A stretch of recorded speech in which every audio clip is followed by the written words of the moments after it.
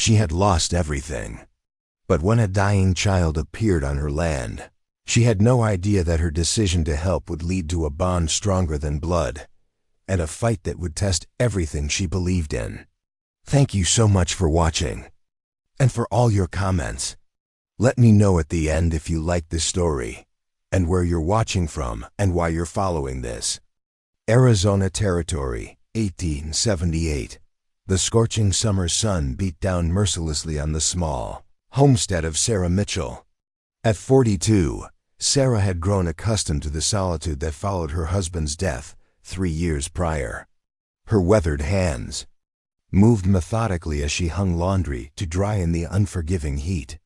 "Another day," she muttered to herself, wiping sweat from her brow with the back of her hand. The distant mountains shimmered in the heat, a reminder of how isolated her small patch of land truly was. Sarah had chosen to remain on their homestead, despite numerous suggestions from townsfolk that a widow had no business living alone on the frontier. Her stubborn independence had earned her both respect and concerned whispers in the nearby settlement of Copper Springs. As she turned to fetch another sheet from her basket, something caught her eye. A small figure collapsed at the edge of her property near the creek that served as her water source. Sarah squinted against the glare, then dropped her laundry when she realized it was a child. She ran as fast as her worn boots would carry her across the dusty yard. Drawing closer, she found a young Apache girl, no more than 8 years old, unconscious in the dirt. The child's face was gaunt, her simple clothing torn and dirty. "Dear Lord," Sarah whispered, immediately checking for signs of life. The girl's breathing was shallow, her skin hot with fever. Without hesitation, Sarah gathered the child in her arms and carried her toward the house.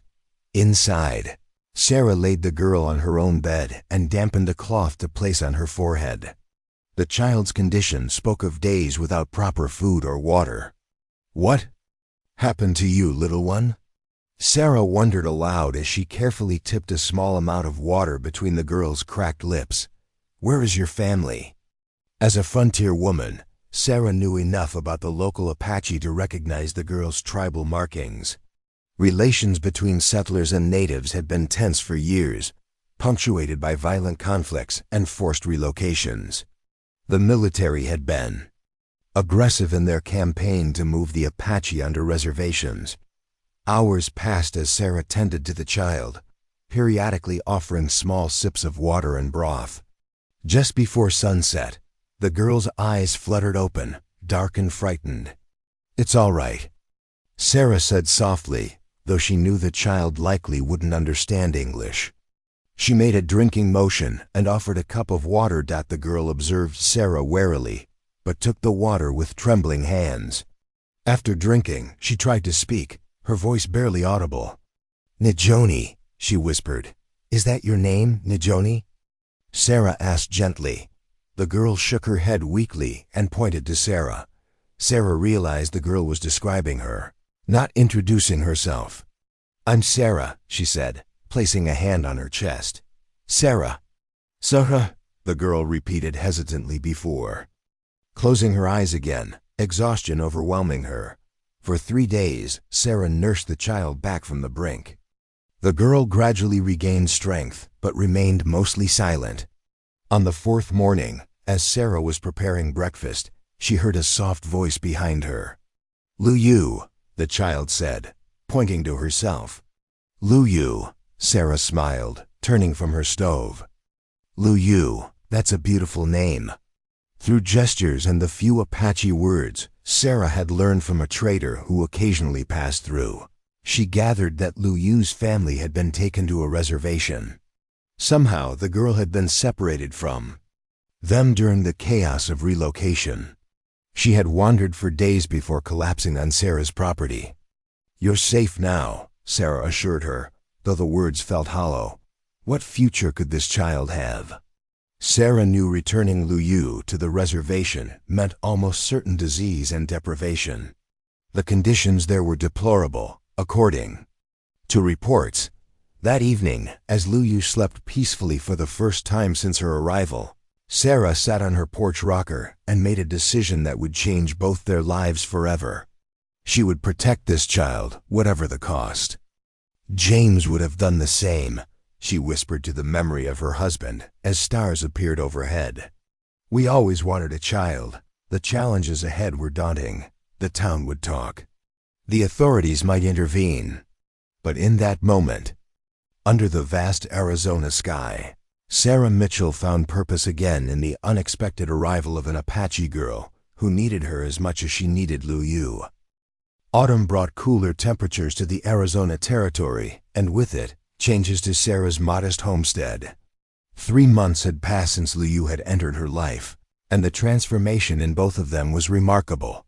Lu Yu's English improved daily, though she maintained a charming accent that Sarah found endearing. The girl had filled out, no longer the skeletal child who had collapsed at the creek's edge. Her dark eyes now sparkled with life and curiosity. "Miss Sarah, look!" Lu Yu called from the garden, where she was harvesting the last of the season's vegetables. She held up an unusually large carrot, beaming with pride. "That's a fine one," Sarah replied, smiling at the girl's enthusiasm. "We'll have it with our stew tonight." Their routine had settled into a comfortable rhythm. Sarah taught Lu Yu reading and arithmetic in the mornings, using her late husband's books. Afternoons were devoted to practical skills, cooking, sewing, gardening, and caring for the few animals they kept. In the evenings, they would sit by the fire where Lu Yu would sometimes share fragments of Apache stories and traditions, keeping her heritage alive. Not everyone approved of their arrangement. Sarah had taken Lu Yu into town only twice, and both visits had resulted in cold stares and whispered comments. Sheriff Tanner had pulled Sarah aside during their last visit. "Mrs. Mitchell," he'd said, his voice low but stern, "folks are talking. Taking in an Apache child. It ain't natural. There are proper channels for orphaned Indians." "She has a name, Sheriff." "It's Lu Yu," Sarah had replied evenly. "And those proper channels would see her dead from disease or starvation on the reservation." The sheriff had sighed, removing his hat to run a hand through his graying hair. "I understand your Christian charity, ma'am, but you're putting yourself in a difficult position. Indian affairs might come asking questions." "Let them ask," Sarah had responded, straightening her spine. "I have nothing to hide." Now, as they prepared dinner together, Sarah watched Lu Yu carefully cut vegetables for the stew, her small hands moving with surprising dexterity. "You know, Lu Yu," Sarah began, choosing her words carefully, "winter will be here soon. We should make you some warmer clothes." Lu Yu nodded, then hesitated before asking, "Miss Sarah, when winter comes, will you still want me here?" The question caught Sarah off guard. "Of course I will. Why would you think otherwise?" Lu Yu's eyes dropped to the floor. "In town, a man said I should be with my own kind, that I don't belong with you." Sarah knelt beside the girl, taking her small hands. "Listen to me. That man is wrong. You belong wherever you feel safe and loved. Do you feel safe here, with me?" "Yes," Lu Yu whispered. "Then this is where you belong," Sarah stated firmly. That night, after Lu Yu had gone to bed, Sarah sat at her small desk and began a letter to a lawyer in Tucson, whom James had once spoken highly of. If there was a way to legally protect Lu Yu from being taken away, she needed to find it. 2 weeks later, the lawyer's response arrived. The news wasn't encouraging. Without federal approval, which was unlikely given current policies, Sarah had no legal right to keep an Apache child. Her best hope, he suggested, was to remain under the radar and avoid drawing attention from authorities. The letter weighed heavily on Sarah's mind as she went about her chores the following day. She was so distracted that she didn't notice the approaching riders until they were nearly at her door. "Miss Sarah," Lu Yu called from outside. "People coming." Sarah hurried to the porch, her heart sinking at the sight of 3 mounted men, Sheriff Tanner and 2 others she didn't recognize. One wore the uniform of an Indian Affairs agent. "Stay close to me," Sarah instructed Lu Yu, placing a protective hand on the girl's shoulder as the men dismounted. "Mrs. Mitchell," Sheriff Tanner nodded respectfully, though his expression was grim. "This is Agent Wilson from Indian Affairs and Dr. Pearson from the reservation." Agent Wilson stepped forward, his posture rigid. "Mrs. Mitchell, we've received reports that you're harboring an Apache child without proper authorization." "Her name is Lu Yu," Sarah replied, feeling the girl press closer to her side. "And I'm not harboring her, I'm caring for her." "Regardless of what you call it," Wilson continued, "the law is clear. Indian children belong with their tribe or in government-approved schools where they can be properly civilized." Sarah felt Lu Yu trembling against her and tightened her grip on the child's shoulder. Lu Yu is already receiving an education. She's healthy and happy here. Dr. Pearson, who had remained silent until now, spoke up. "Mrs. Mitchell, I understand your intentions may be good, but this child needs to be with her own people. The reservation has programs for orphan children." "Programs?" Sarah scoffed. "I've heard about your programs and the conditions on the reservation. Disease runs rampant, food is scarce, and children are forbidden to speak their own language. Those are unfortunate but necessary transitional difficulties," Wilson stated coldly. "The goal is assimilation, which cannot happen here, isolated with a single white woman." Sheriff Tanner shifted uncomfortably.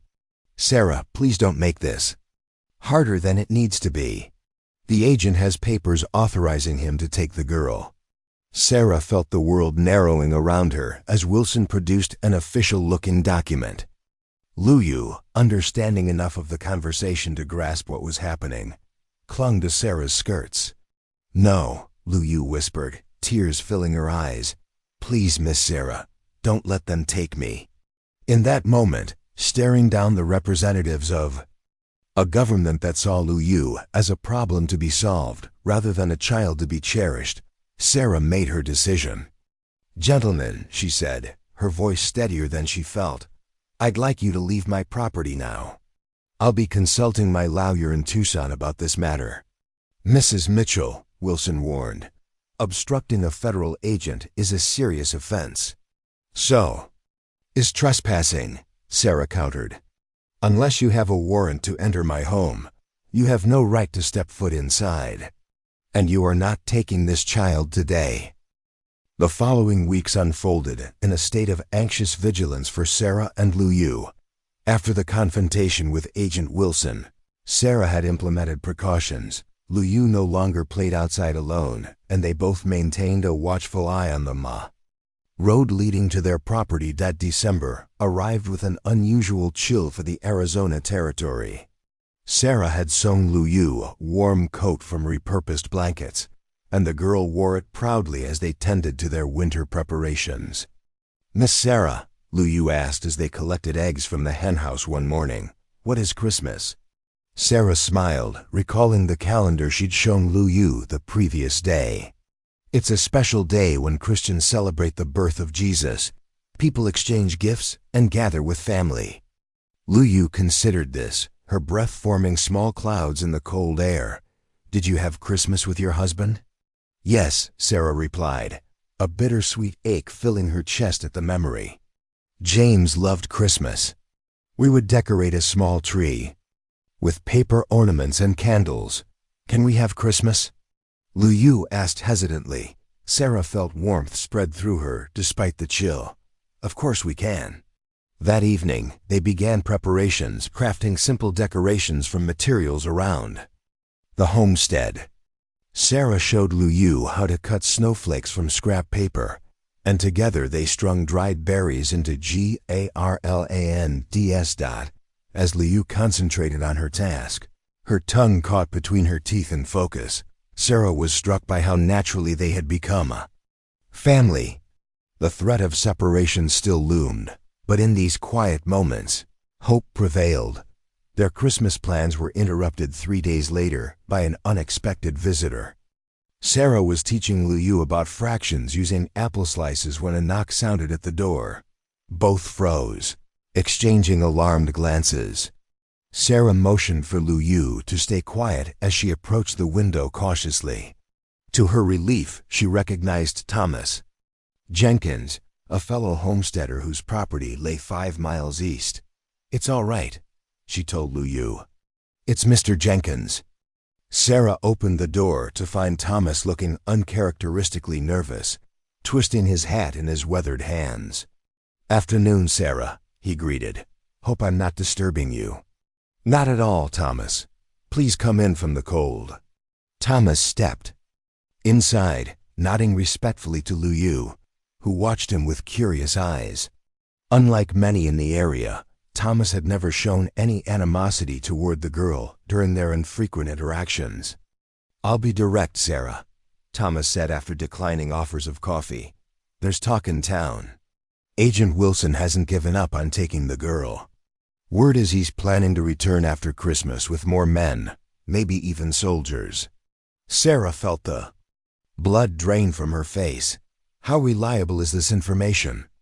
"Heard it from my cousin who works at the territorial office in Tucson," Thomas replied grimly.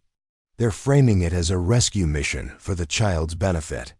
Lu Yu, though not understanding every word, sensed the gravity of the conversation. She moved closer to Sarah, her small hand finding Sarah's. "What can I do?" Sarah asked, fighting to keep her voice steady for Lu Yu's sake. Thomas hesitated before continuing. "My sister lives in California, near San Francisco. She and her husband run a small orchard. They're good people, Sarah, and far from the reach of Arizona Territory officials." The implication was clear. "You're suggesting we leave," Sarah stated. "I'm suggesting you consider all options," Thomas corrected carefully. "Your homestead can be sold or held. But once they take the child—" He left the sentence unfinished, his meaning evident. After Thomas departed with a promise of discretion, Sarah sat with Lu Yu by the fire, the weight of decision heavy on her shoulders. The homestead represented everything she and James had worked for, their dream, their future. Leaving meant abandoning that dream. "Lu Yu," Sarah began gently, "do you remember your life before? With your family?" The girl nodded slowly, her eyes reflecting the dancing flames. "My mother sang to me. My father was strong. We moved with the seasons." She paused, sadness shadowing her features. "But soldiers came. There was shouting, running. I hid. When I came out, everyone was gone." Sarah pulled her close. "I'm so sorry, dear one. Are the men coming to take me away?" Lu Yu asked, her voice small. Sarah couldn't lie to her. "They might try. But I won't let them separate us. You're my family now, Lu Yu." The girl looked up, her dark eyes searching Sarah's face. "You would leave? Your home? For me?" "A home isn't just a place," Sarah replied, the words crystallizing her decision even as she spoke them. "It's the people who fill it with love." The next morning dawned clear and cold. Sarah rose early, her mind settled on their course of action. They would celebrate Christmas, then depart before the new year. Thomas had offered to help arrange transportation and initial lodging with his sister Dot as Sarah prepared breakfast. Lu Yu entered the kitchen, clutching something in her hand. "I made this for you," she said shyly, extending her palm to reveal a small, crude carving of a bird. "For Christmas, Mr. Jenkins showed me how when you were gathering herbs last month." Sarah took the tiny wooden figure, emotion tightening her throat. The carving was simplistic but made with obvious care. "It's beautiful, Lu Yu. Thank you." "It's a sparrow," Lu Yu explained. "My mother said sparrows are brave despite being small." "Like you, Miss Sarah." Sarah knelt and embraced the child, fighting back tears. "We're both brave, Lu Yu, and we'll need that bravery in the days ahead." Over the next week, Sarah quietly prepared for their departure. She sold what livestock she could to trusted neighbors, packed essential belongings, and converted other assets to cash. Thomas arranged for a covered wagon and introduced her to a reliable driver who would take them as far as the California border. Christmas morning arrived with a dusting of rare snow. Sarah and Lu Yu exchanged simple gifts, the carved sparrow from Lu Yu, and for the girl, a small journal and pencil so she could practice her writing during their journey. "I have one more gift," Sarah said, retrieving a package wrapped in plain cloth. Inside was a quilt Sarah had secretly worked on during the evenings after Lu Yu had gone to bed. "This is special," Sarah explained as Lu Yu ran her fingers over the colorful fabric. "Each square tells part of our story. This one is from the dress you wore when you first came to me. This is from James's favorite shirt. And these," she pointed to sections with distinctive geometric patterns. "I tried to recreate designs I've seen on Apache blankets." Lu Yu's eyes widened in recognition. "It looks like my mother's weaving." "I wanted you to have something that honors both parts of who you are," Sarah said softly. "Your past with your Apache family and our future together." As they sat before the fire that evening, wrapped in the new quilt and sharing stories, Sarah felt a sense of peace despite the uncertainty ahead. The homestead had been her anchor after James's death, but now her purpose had shifted. Her home was no longer a place but the child beside her. 2 days after Christmas, they would leave under cover of darkness. The road ahead was long and unfamiliar, but Sarah faced it without regret. Sometimes protection meant standing firm. Other times, it meant having the courage to let go and begin anew. That night, after Lu Yu had fallen asleep, Sarah wrote a letter to be delivered to Sheriff Tanner after their departure. In it, she explained her actions not as defiance of the law but as adherence to a higher principle, the protection of a child who had been entrusted to her care. "Some may call it kidnapping," she wrote in conclusion, "but I call it salvation. Lu Yu deserves a future where she is valued for who she is, not punished for her heritage. I pray you understand, if not today, then someday." California, 1885. The coastal air carried a dampness that Sarah Mitchell had never quite grown accustomed to, even after 7 years. She stood on the porch of their modest home overlooking the Jenkins family orchard, watching the first blossoms of spring dance in the gentle breeze. "Daydreaming again, Miss Sarah." Lu Yu's voice, no longer childish but carrying the gentle lilt of a young woman, broke through her reverie. Sarah turned with a smile as her daughter, for that was truly what Lu Yu had become, approached with a basket of freshly gathered apples. At 15, Lu Yu had grown tall and graceful, her features a striking blend of Apache heritage and newfound confidence. "Just appreciating the view," Sarah replied. "Those apples look perfect for the pie I promised Thomas and Martha." Thomas's sister and her husband had welcomed them without hesitation when they arrived in California, offering shelter and eventually helping them establish their own small home on the edge of the orchard property.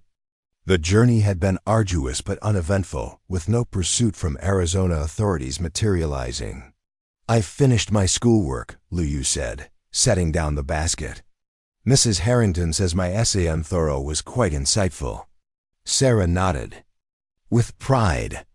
Unlike many in their new community, Lu Yu's teacher had recognized the girl's intelligence and encouraged her studies beyond what was typical for young women, let alone those of native heritage. "Perhaps we should celebrate with a walk along the coast before starting dinner," Sarah suggested. The shoreline path had become their special place, where the endless horizon seemed to mirror the expanded possibilities of their new life. As they walked, Lu Yu's arm linked with Sarah's, they fell into comfortable conversation. "I received a letter today," Sarah mentioned casually, though the news had been weighing on her mind. "From Sheriff Tanner." Lu Yu tensed slightly. "After all this time, what did he say?" "Agent Wilson died last winter," Sarah replied. Apparently, before his death, he had been pushing to extend searches for misappropriated Indian children into California. "The sheriff wanted to warn us, but also to let us know that with Wilson gone, interest in our case has faded. They stopped at a rocky outcropping, their usual resting spot overlooking the Pacific. Lu Yu was quiet for a long moment, her eyes fixed on the distant waves. "Do you ever regret it?" she finally asked. "Leaving your home? Everything you built with your husband?" Sarah considered the question seriously. "There are things I miss, the land that James and I loved, the familiar rhythms of that life. But regret? No, not for a moment." Lu Yu nodded slowly. "Sometimes I try to remember my first family. Their faces grow dimmer with each passing year." Her voice carried a note of guilt. "That's natural, Lu Yu," Sarah assured her. "But forgetting details doesn't mean you're forgetting them. They're part of you, just as you're part of me now." "Two families, two worlds," Lu Yu mused. "The girls at school have only one. Sometimes they look at me strangely when I mention Apache traditions, or when you come to school events." Sarah sighed. Even in California, prejudice existed, though it manifested in subtle glances rather than open hostility. "People fear what they don't understand. But you have something precious, the wisdom of walking in different worlds." They resumed their walk, the conversation shifting to lighter topics, the upcoming harvest festival, Martha's new baby, the book Lu Yu was currently reading. As they turned back toward home, Sarah reflected on how completely their lives had intertwined, how the desperate decision made 7 years ago had yielded unexpected blessings. That evening, as they prepared dinner together, Lu Yu suddenly paused. In her task, a thoughtful expression crossing her face. "I've been thinking about what I want to do after finishing school," she announced. Sarah looked up from the dough she was kneading. "Oh? Have you decided?" "I want to become a teacher," Lu Yu said, her voice growing more confident as she continued. "But not just any teacher. I want to teach in communities where children like me, children caught between worlds, need someone who understands their struggle." Sarah felt a complex mixture of pride and concern. Such a path would not be easy. "That's a noble ambition, Lu Yu. It won't be without challenges." "I know," Lu Yu replied, determination evident in her stance. "But you taught me that courage isn't about avoiding difficulties. It's about facing them for something worthwhile." Later that night, after Lu Yu had retired to her room, Sarah sat alone on the porch, a shawl wrapped around her shoulders against the evening chill. The wooden sparrow carving, now worn smooth from years of handling, rested in her palm. A soft voice came from the doorway. "I thought you'd gone to bed," Lu Yu said, joining Sarah on the porch swing. "Just gathering my thoughts," Sarah replied.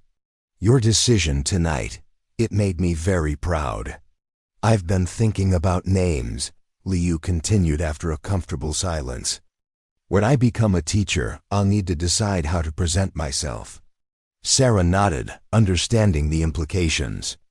In their 7 years in California, they had never formally changed Lu Yu's name, though on official documents, she was listed as Louise Mitchell for simplicity and protection. "The school board might prefer Louise Mitchell," Lu Yu acknowledged, "but I want to honor both paths that made me who I am." She paused, then continued with certainty. "Lu Yu Sarah Mitchell, that's who I am, both your daughter and a child of the Apache." Sarah felt tears prick her eyes as she reached for Lu Yu's hand. "It's perfect, absolutely perfect." As they sat together, under the star-filled sky, Sarah reflected on the strange and beautiful journey that had brought them to this moment. What had begun as an act of rescue, a starving child collapsed at the edge of her property, had transformed into mutual salvation. In saving Lu Yu, Sarah had also saved herself from a life of isolation and grief. "Do you remember that quilt I made you for our first Christmas?" Sarah asked. Lu Yu smiled. "Of course. I still use it every winter." "I've been thinking of making another," Sarah said. "One that tells the story of these 7 years, our journey, this place, the people who've become part of our lives." "I'd like that," Lu Yu replied. "And perhaps I could help this time." You could teach me the stitches. I'd love nothing more. Sarah agreed, seeing in her mind's eye the pattern they would create together, threads of different origins woven into a single, beautiful whole. The road from that desperate flight from Arizona had not always been smooth. There had been adjustments, misunderstandings, moments of fear when a stranger's question about their past had seemed too probing. But through it all, their bond had only strengthened, proving that family was defined not by blood or law, but by love and choice. As they finally rose to retire for the night, Lu Yu embraced Sarah tightly. "Thank you," she whispered, "for finding me that day." Sarah smiled, returning the embrace. "No, my dear. We found each other.